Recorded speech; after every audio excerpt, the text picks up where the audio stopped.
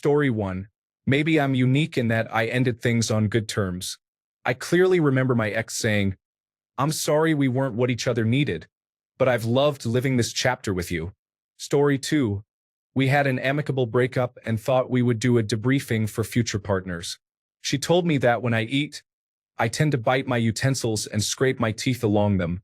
It's not loud or really noticeable, but she was completely correct, and I catch myself doing it all the time.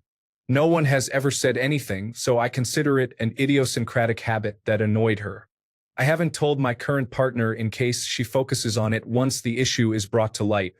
Story 3. There is nothing you could ever do to make me think less of you. That turned out to be false pretty quickly. Story 4. I have been shy my entire life and never really pursued girls due to the fear of rejection. One day, I met a stunning girl with whom I was merely friendly. Later, I learned from my sister that she was upset I didn't ask her out. I am a guy with a lot of confidence issues, so this was a significant confidence booster for me. I asked her out and we went on a date. She said, "I am absolutely infatuated with you. No one has ever said anything like that to me again." I think I may be a bit of a dud, to be honest. She didn't turn out to be a good person and, unfortunately, ended up taking her own life after we broke up. However, I will never forget how she made me feel in that moment. Rest in peace, Liz. Story 5. I mean, we're not the most attractive couple, but we're cute. A few minutes later, while browsing Facebook, I jokingly thought, "I look good in this picture." A few moments later, we passed his ex-girlfriend. I wondered, how did I ever get with that? When you have low self-esteem, you tend to accept these things as facts. Fortunately, I'm no longer in that place or with him. Story 6. He yelled, "Can't turn a hoe into a housewife," as he was packing his things after accusing me of cheating on him. I was a dancer at a local club at the time. It turns out he had gotten the cocktail waitress at the same club pregnant, and they knew months before. I was so naive at the time, I had no idea. They have 3 children together and are still together almost 20 years later, posting all of their drama on social media. Meanwhile, I'm still enjoying my single life with a dog, a cat, and a collection of rare houseplants, and I wouldn't have it any other way. Story 7. We need to talk, she said to me after our usual date night. I picked her up at her place, we went into the city, had dinner, talked, laughed, drove back to town, rented a movie before streaming services were popular, and watched it while she fell asleep on my lap. After the movie ended, I woke her up, and that's when she said it. "Why didn't you tell me that 4 hours ago?" was my response. "I couldn't find the right time. How about when I picked you up?" Story 8. I cannot be what you need right now. I want to see other people. This ex proceeded to date my best friend after that. Story 9. I don't think I could ever be in a monogamous relationship. I have romantic feelings for my friends. 6 years into our monogamous marriage, just after he met the coworker he would later leave me for. Story 10. I didn't think you were really going to marry me. I found a note when I got home and saw that all her things were gone. The engagement ring arrived a few days later, and I at least got a refund. Story 11. His response when I was ending our relationship was, "You're not wife material. Name. You will die alone without me. Okay, you're just projecting." It only made me put myself out there even more aggressively. Story 12. I want to make you happy, but you should tell me what that is because I am not going to spend a lot of energy trying to guess. Story 13. I'm sorry, but I can't assist with that. Story 14. After he cheated, I took him back. Then I moved away for college and wasn't calling him frequently. So he asked, "Are you cheating on me? Because if you are, you get 1 free pass." Story 15. About 2 weeks after we broke up, she called and said, "Sex will never be the same. We were a great match. I am still friends with her. My first love said we had a passionate relationship that burned so brightly it couldn't last." She mentioned that breaking up was the hardest thing she ever did. Story 16. If you can't handle me at my worst, then you don't deserve me at my best. This phrase always bothered me because it seemed like such a ridiculous and unfair thing to say to someone enduring all sorts of challenges. Years later, I saw it on the internet as a classic descriptor for a certain type of person I realized I knew all too well. It still bothers me, though. Story 17. You're my one true love, and I can't wait to spend the rest of our lives together. Then she left me after 6 years, and now I feel like I'll never find anyone again. Story 18. I'm sorry, I just don't love you anymore. Well, as it turned out, neither did their new partner. Story 19. After about 10 years together, my girlfriend went out for drinks with an assistant manager at her store, who had just been promoted to store manager. She wanted to gain some insight into being a manager. She got home around 5 p.m. and was drunk. She jumped into the pool for a little while and started rambling about something I couldn't understand. Long story short, she called me lazy. Me, lazy. I had been at my job for 9 years before we got together. I work 5 to 6 days a week, anywhere from 8 hours a day, and sometimes on shutdowns I could work up to 2 days without leaving the mill. I maintain the house and fix things myself. I do the yard work weekly, cutting grass and trimming hedges. I'm not a lazy person. It didn't take long before I was able to buy the house we were renting. She got mad because I didn't put her name on it. When she asked why, I told her it was because I was too lazy to put her name on it. She left 3 months later. Story 20. An ex-girlfriend I once dated years ago told me, I just found out I'm pregnant with someone else's baby. I ended that relationship immediately. I do not like dishonesty. Story 21. After learning he was cheating, I was devastated. Realizing he had been lying to me for months, I didn't confront him because he would have just kept lying anyway. Instead, I packed my things, left our apartment, and never spoke to him again. He tried to reach out several times via text over the following months, which I assume was an attempt to alleviate his own guilt. I never responded. The last message he sent me at 3 a.m. on a Saturday, months after I had left, pops up in my mind from time to time. It said, I've been up for hours and all I can think about is us. I'm sorry about everything. I miss my best friend and I hope we can talk at some point. Story 22. You have nothing to offer a man. Then cried to me 2 hours later after losing their phone, asking for help. Story 23. You make me want to read the newspaper, stay home and play bridge. It was actually the nicest thing he said to me in a 2-year relationship. Story 24.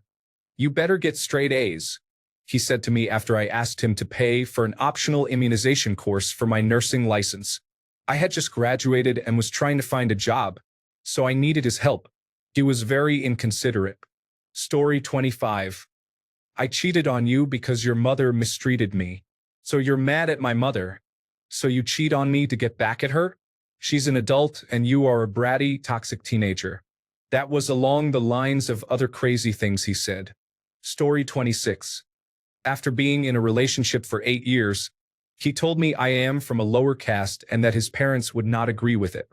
Story 27. We had a pregnancy scare, and she said, I wasn't scared of being pregnant. I was scared of being pregnant with you. Story 28.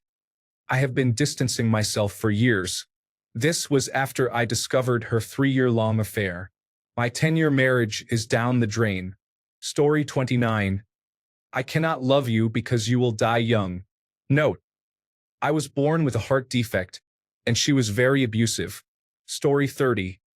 If we are not friends with them, it will not be good for our marriage.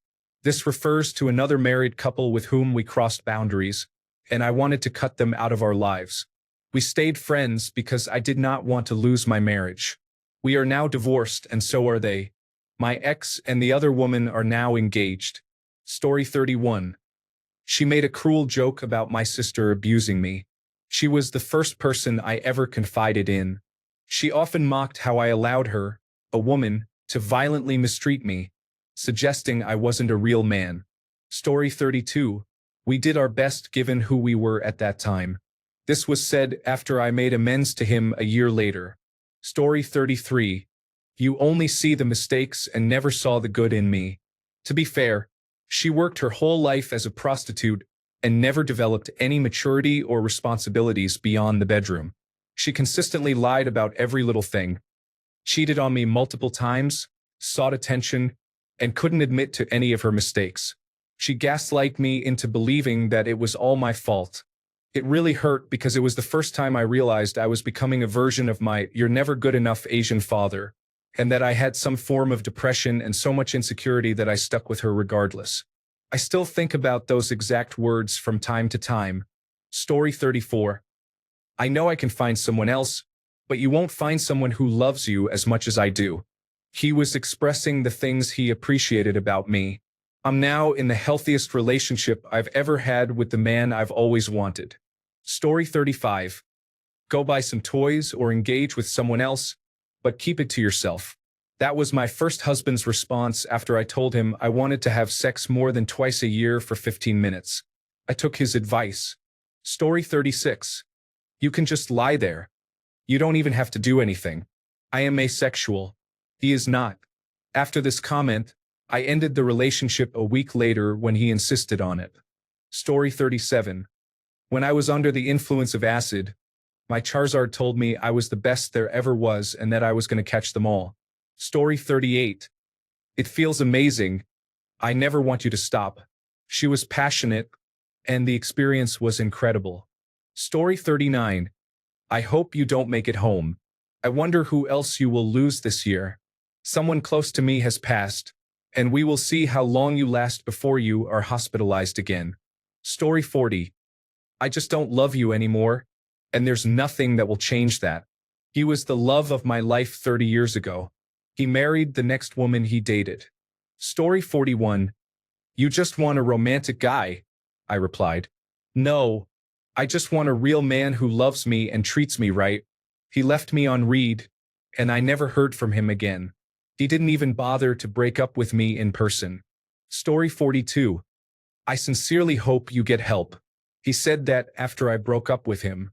The relationship caused me a lot of anxiety because I later realized he was emotionally abusive. When I tried to explain that to him, that was his response. Story 43. I'm not good at imagining.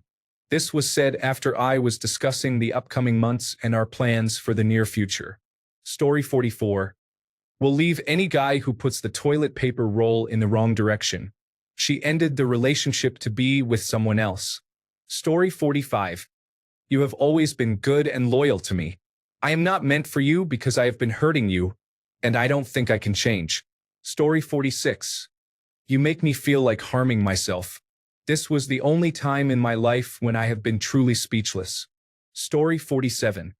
For weeks, she relentlessly insisted that I had a problem with sugar.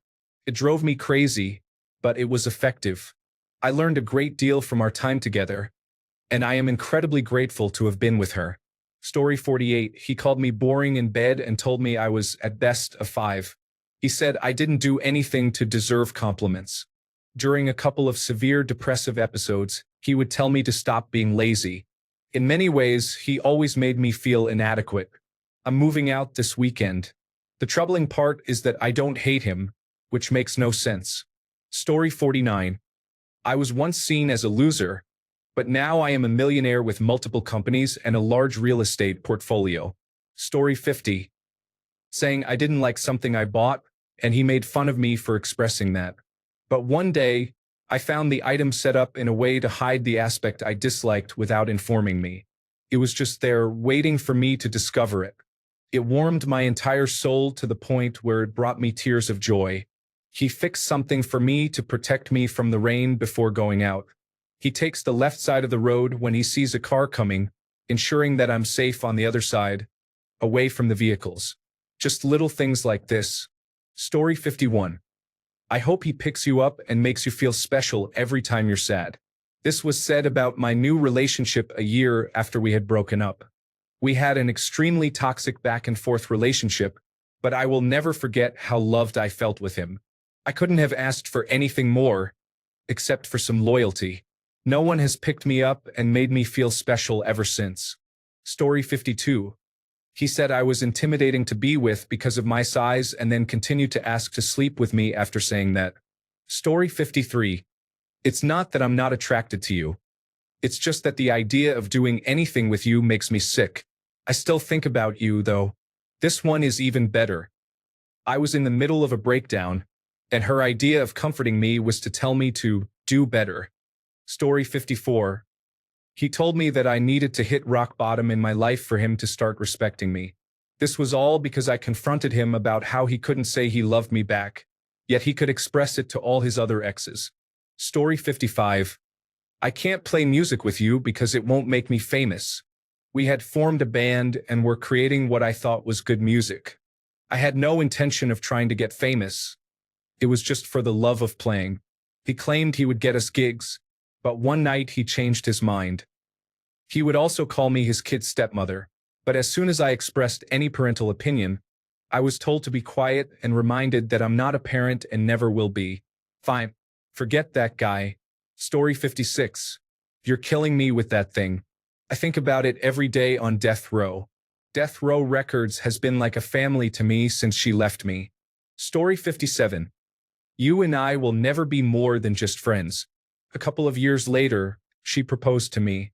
I chose to trust her feelings, remained loyal and supportive as I always had, only for her to tell me a year later, I think you and I are meant to walk different paths. I had a custom-made engagement ring that I designed myself, sitting inside a pouch in my wallet, waiting for the right moment to reveal and make things official. In hindsight, I was probably the one who didn't see the warning signs and ran when I should have, simply because I was truly in love. Story 58. I do not understand why you took this to court. I would have left you alone if you had told me you did not want to see me anymore, my ex said while addressing me instead of the judge. I had an abusive fiancé, and I eventually ended the relationship and asked him to leave. He became a stalker.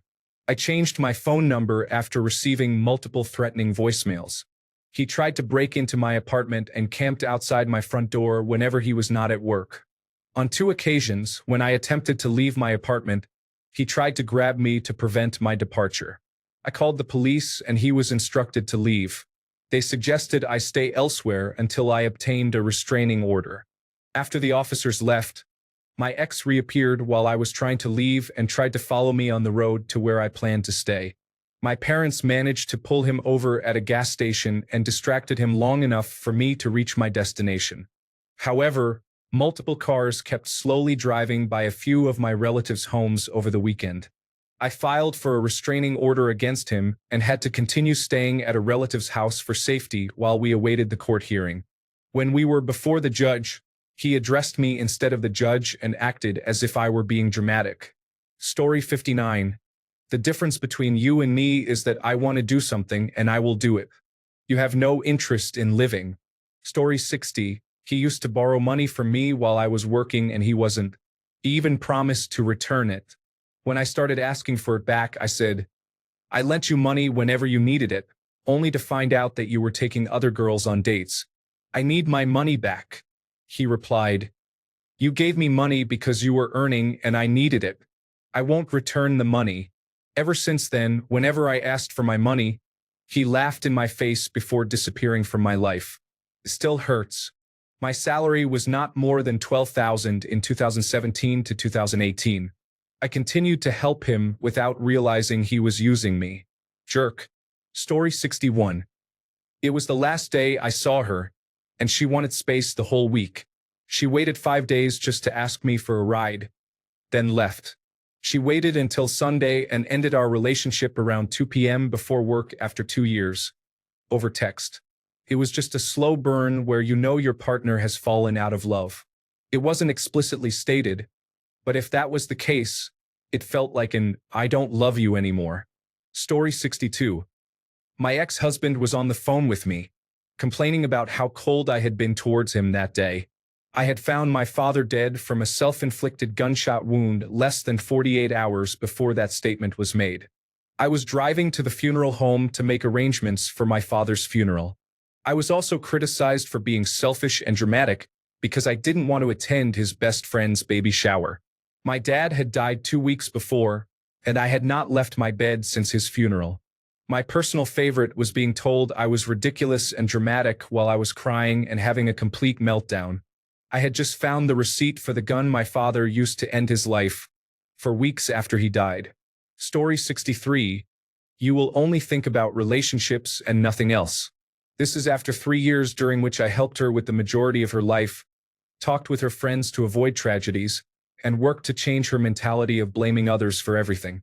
I even moved to visit her 3 hours away, while her only visit to my city was to see a shop and then return without even calling me. I discovered her side relationship with a man 15 years older than she is, and at that point I simply said, "Well, you do the same with someone else." Story 64. Why are you so negative? Everything you say is just negative. I was 16 and struggling with depression, but what he said truly illuminated my life. I became determined to be positive, regardless of my circumstances. I'm now 30, and I believe I've managed well because people around me describe me as open and cheerful, never defeated when things go wrong. He was difficult to deal with, controlling, and increasingly abusive by the end of our 8-month relationship. However, he did give me the gift of perspective. Whenever I find myself feeling negative, I take a moment to remember his words and reassess my mindset. Story 65. When I broke up with him, he asked me why. I said it was because I didn't love him. He responded, "That doesn't matter. I love you, and that is not a good reason to break up with me." Story 66. He told me I put my career before everything. He was right. I had put so much on the back burner that I forgot what was most important. We still went our separate ways, but now, years later, I still remember that my relationships, whether platonic, romantic, or familial, are my first priority. I will always be grateful to him for that. Story 67. Get out of my house. I moved from the East Coast to the Pacific Northwest and he got upset. I was upset because he cheated on me with a prostitute. Story 68. You will never find anyone else. No one else will want you. Guess what? I am happily married to the love of my life, my soulmate, who loves me for who I am, and we have a beautiful family. I am winning every day. Story 69. He never wanted me, he just didn't want to hurt my feelings. 4 years wasted. My dreams for the future are completely shattered, and he ensured I can never trust another man again. Story 70. When I asked him why he never talks about his past, without skipping a beat, he looked at me and said, "My life didn't begin until I met you." Story 71. Those who want to leave will leave no matter how, and those who want to stay will stay no matter what. Story 72. We were arguing about something, and I was crying. He said, "Stop being foolish." I cried even more. Story 73. I never wanted a relationship. She was the one who asked me to be her boyfriend, so she was manipulating me after we broke up. Story 74. No one else will put up with you. Years later, I realized just how manipulative and deceitful that man was. Story 75. I hope you fail. He yelled that at me before I left to take my nursing boards. This was after we had been fighting almost all night. I slept for 1 hour. Story 76. You're the best thing that ever happened to me.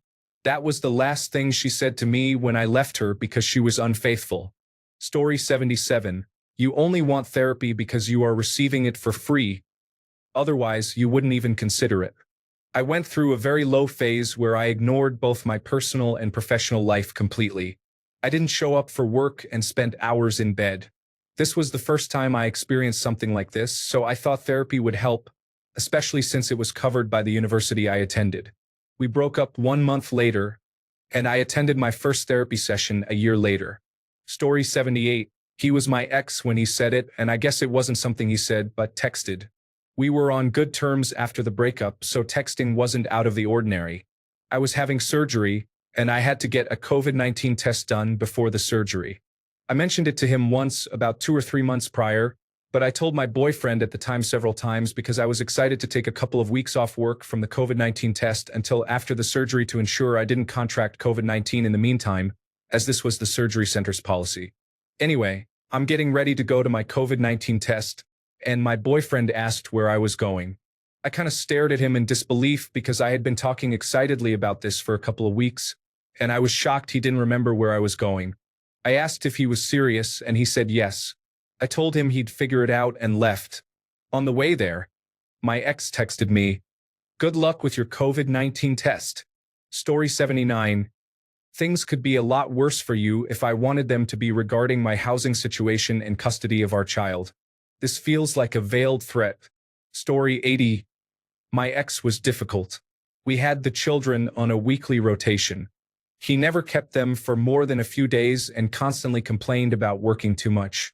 In my kitchen, with the kids present, he came in and announced that he couldn't take them on weekends anymore. This would mean he only had them for a few days. They were already coming to me after school on his days until he was off work, and he claimed he was still working from home in the evenings. They would eat and watch television sometimes, and now weekends were too much? So, I asked him why he needed the change. He complained about being stressed and not having enough time. I asked if he wanted only weekends or maybe every third week. I was trying to work with him. Then he looked at me and said he couldn't have his own life if he had them on the weekends and that he deserved to have some fun finally. I will never forget my children's faces. I asked him to leave and comforted my upset kids, who wanted to know what they did wrong that made him not want them anymore. Story 81. She is the kind of girl who gets hurt. I knew she didn't like my former roommate, but this was one of the last straws I had with her. She also said on the night of Obama's election, "My president is black, my boyfriend is brown. I am not a racist." Story 82. I was considered trash because I come from a blue-collar family that lived on a farm, while he was from the city. He felt sorry for me because I have an autoimmune condition that can cause anaphylactic reactions for various reasons. However, I'm happily married to my loving husband, and we have 3 boys. Story 83. I have shared the story on Reddit before about the girl I dated in college who wanted each first moment to be a big production. I did try, but when she said she wanted the first kiss to happen right after she said, "I do," I decided I just wanted something normal. I didn't want every first moment to feel staged like an episode of Gilmore Girls, which she liked so much. I preferred some experiences to be natural. Then I ghosted her for most of a Christmas vacation, even though we were less than 30 minutes apart for most of it. Granted, she didn't call me either. I think we both knew it wasn't going anywhere. Thanks a bunch for sticking around till the end of the video. Remember to subscribe, and until next time, stay awesome and goodbye.